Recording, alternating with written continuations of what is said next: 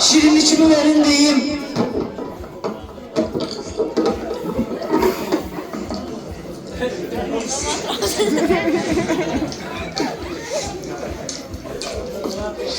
Sonra yersin, ne yersin?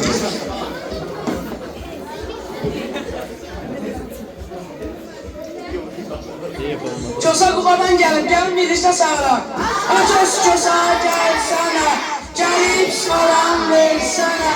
Çömçəni doldursana, çosanı yola salsana. Uyruğu, saqqalı it quyruğu.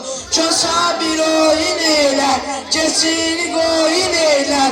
Yığar xonçan boxtasın, keçərin toyun eyler. Aços oradan gəlirsən belə. Kubadan bize ne etmişsən? Mənim kimi şip-şirin qırmızı alma. Bəh, doyunca alma yedik. Onda ver almanın dadına baxaq. Ayzalım oldu, indi almaq hamısını satmışam. Onda ver pulunu bölək. Ona da öküz almışam. Vay dədə, bu söhbəti yavaş-yavaş fırladı. Onda ver öküzü bölək. Aya indi öküz var, onu da satmışam. Öküz kimi arvad almışam. Öküz kimi arvad alıbsan da, görüm öküz kimi arvad qalır. Onlara dedim, çay ver, vermədi. Yemək ver, vermədi. Evləri yığışdı, onu da eləmədi. Axırda nə oldu? Hamısını bizə danışdı ha.